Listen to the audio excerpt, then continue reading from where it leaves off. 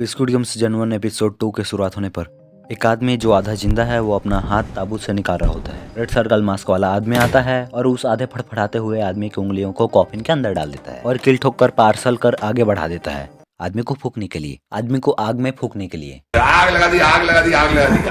तो यहाँ पर एपिसोड 2 का नाम है नरक, हेल।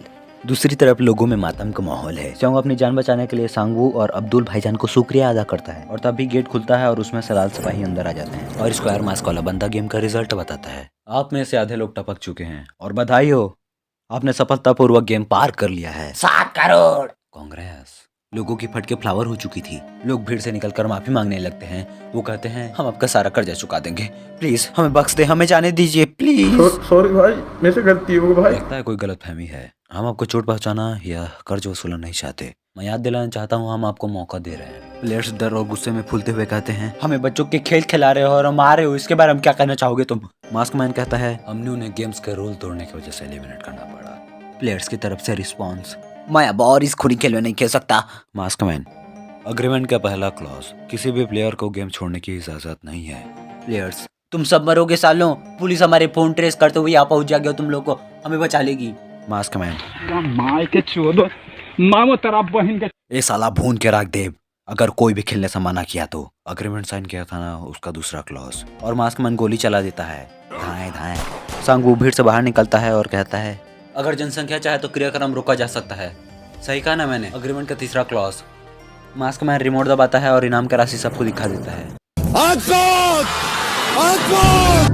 7 करोड़। और फिर वोटिंग चालू हो जाती है। वोटिंग के दौरान प्लेयर्स आपस में लड़ने लगते हैं। जिंदगी के झंड तो बाहर भी लग पड़े हैं, तो क्यों नहीं यहीं रुक कर इन्हीं से गार्ड, ये कम से कम एक मौका तो दे रहे हैं। उल्टी वोटिंग चालू होती है और परिणाम स्वरूप 101 की स्ट्राइक बनती है। आखिर में 001। आखिर में दद्दू आकर खेलने से मना कर देते हैं। कुछ लोग सुक्ति भरते हुए चिल्लाते हैं हमें अभी भी गुदा है, हम अभी भी खेलना चाहते हैं। हाँ हाँ, हमें मौका दो, हम अभी भी खेलना चाहते हैं। दुख की बात है कि हमें ऐसा अलविदा करना पड़ रहा है, पर अगर मेजोरिटी जनता अगर फिर से खेलना चाहे तो हम आपका तहे दिल से स्वागत करते हैं। और फिर लोगों को उनके कच्छों में रोड पर पलट दिया जाता है, आंखों में पट्टी बांधकर। स्योंग और चोरनी को एक जगह पर पलटाया जाता है। स्योंग पहले चोरनी 067 की रस्सी खोलता है और फिर जब चोरनी की बारी आती है तो वो स्योंग को वहीं छोड़कर चली जाती है, क्योंकि स्योंग हमारा उससे अपने पैसे मांगने लगता है। मैं गरीब हूँ, मैं गरीब हूँ। इधर सांगू और अब्दुल भाईजान को एक जगह पर छोड़ जाता है। अब्दुल सांगू से एक कॉल के लिए रिक्वेस्ट करता है और पूछता है सर क्या आप बता सकते हैं ये जगह कौन सी है? सांगू बताता है हम योइदो में हैं, तुम अपने घर कैसे जाओगे? अब्दुल बताता है मैं पैदल चल कर चला जाऊंगा। क्या? पैदल चल कर जाओगे यहाँ से अपने घर 35 मील दूर? और सांगू उसे पैसे देने लगता है, ये लो पैसे, बस ले लेना और उसे चले जाओ। माफ कीजिए, मैं ये पैसे नहीं ले सकता, मैं आपको वापस नहीं कर पाऊंगा। सांगू कहता है मैं तुमसे ये पैसे वापस नहीं मांगूंगा, लो रखो। अब्दुल रिस्पेक्ट भरे नजर से सिर झुकाता है और धन्यवाद कर अपने घर के लिए निकल जाता है। और इधर हमारा स्योंग चला पुलिस स्टेशन कंप्लेंट करने। स्योंग ने हर चीज बताता है जो उसके साथ हुई। पुलिस वाले कहते हैं भूतिया बनाए रहे क्या, भूतनी के।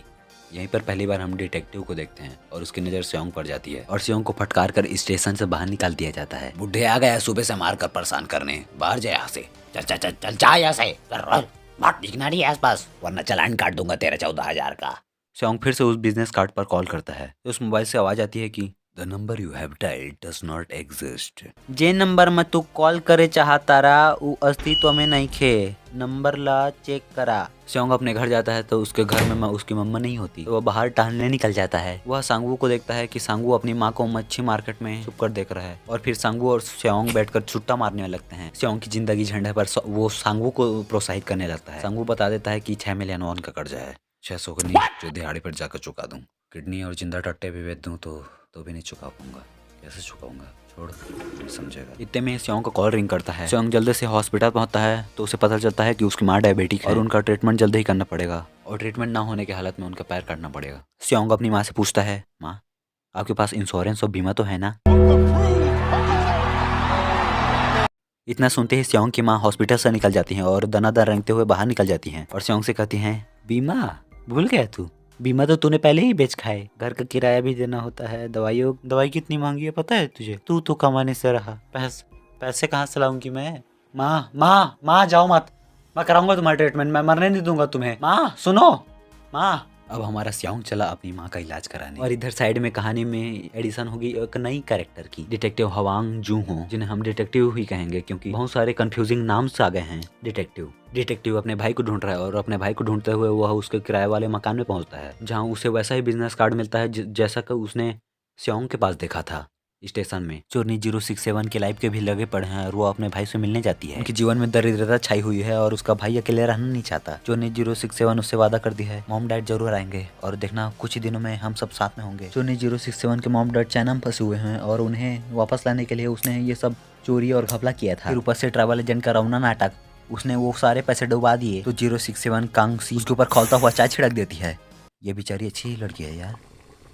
तो अब हम इसे चोरनी नहीं कहेंगे, कांगसी 067। वह फिर ट्रैवल एजेंट का हलवा टाइट कर देती है और उसका बटुआ मारकर वहां से चली जाती है। अब्दुल अली वो अपने मालिक से पैसे मांगने जाता है। मालिक हरामी 6 महीने का पगार अपने गांड में दबा रखा है। दोनों में लड़ाई झपटा होती है और गलती से अब्दुल मालिक का हाथ से लाल रंग का जूस निकाल देता है, ठीक वैसे ही जैसे शुगर कैन से गन्ने का जूस निकाला जाता है। अब्दुल पैसे लेकर भागता है और अपने घर जाता है। घर जाकर वो अपनी बीवी को उसके पैसे देता है और उसे फ्लाइट बुक कर बच्ची के साथ निकल जाने का बोलता है। तुम आगे निकलो, मैं तुमसे प्यार करता हूँ, मैं आऊँगा, मैं वादा करता हूँ मैं आऊँगा तुम्हारे लिए। साइड में इधर सांगवू अपनी माँ से आखिरी बार कॉल पर बात करता है और जाकर बाथटब में बियर मारता है, सिगरेट फूकता है सिगरेट। और अब वह अपनी अंतिम यात्रा के लिए खुद की खुशी के लिए तैयार है। इधर और साइड में सांगू की माँ के पास पुलिस पहुंच चुकी है सांगू को गिरफ्तार करने के लिए उसका वारंट लेकर। नहीं, मेरे बेटा ने ऐसा नहीं किया है, आपको गलत कोई गलतफहमी हुई है। मेरा बेटा अमेरिका में रहता है, वो ऐसा नहीं करेगा, वो मेरा बेटा बहुत अच्छा है, वो किसी के पैसे लेकर वो किया है। आप मजाक कर रहे हैं ना। हमारे स्योंग का अलग ही चल रहा है। वो अपने दोस्त के यहाँ अपनी माँ के इलाज के लिए पैसे मांगने जाता है। उसका दोस्त और दोस्त की बीवी उसे उंगल दिखा देते हैं, उंगल। फिर स्योंग क्या करता है, स्योंग कोपचे में बैठता है और बियर का ढक्कन। आसपास में ही प्लेयर दद्दू 001 घूम रहे होते हैं। एक दूसरे का सहारा बनते हैं और दद्दू चखना निकालते हैं और स्योंग दारू पिलाता है और दोनों बोतल पीलते हैं और दोनों बातें करते हैं। स्योंग उसके बाद अपनी बेटी के सौतेले बाप के घर यहाँ जाता है और अपनी पुरानी बीवी से पैसे मांगता है। वो उसे बताता है कि माँ का इलाज कराना पड़ेगा वरना उनका पैर काटना पड़ेगा। क्या तुम मुझे पैसे दे सकती हो प्लीज, समझो जरा, मैं झूठ नहीं कह रहा। और पुरानी बीवी उसे नया उंगल दिखा देती है और दोनों में एक लंबी बहस घुस जाती है कि तुमने मेरे साथ ये किया, तुमने मेरे साथ ये किया। हमारी बेटी जब मैं प्रेग्नेंट थी तब तुम क्या थे? तब तुम मेरे साथ नहीं थे। तुमने अपने बेटी के लिए उसके बाप जैसे किया ही क्या है? अपने आप को बाप कहते हो उसका? जाओ जल्दी से यहाँ से चले जाओ, मेरे नए पति आते होंगे, जाओ। हाँ, और उतने में ही बेटी का सौतेला बाप वहाँ जाता है। स्योंग अपनी बेटी को किसी देता है और अपना सिर झुकाकर वहाँ से निकल जाता है। पीछे से बेटी का सौतेला बाप आता है और स्योंग को रोकवाकर उसे पैसे देता है। स्योंग थैंक यू कहता है। बेटी का सौतेला बाप कहता है थैंक यू मत कहो, किसी के लायक तुम, एक कीमत है ताकि तुम हमारे जिंदगी से दूर चले जाओ। मेरे बेटे पर इन सब का गलत असर पड़ रहा है, उम्मीद करता हूँ तुम समझ जाओ। भोफड़ी के पैसे से सब कुछ तो खरीद लेगा क्या? स्योंग की बेटी पीछे से चिल्लाती है पापा।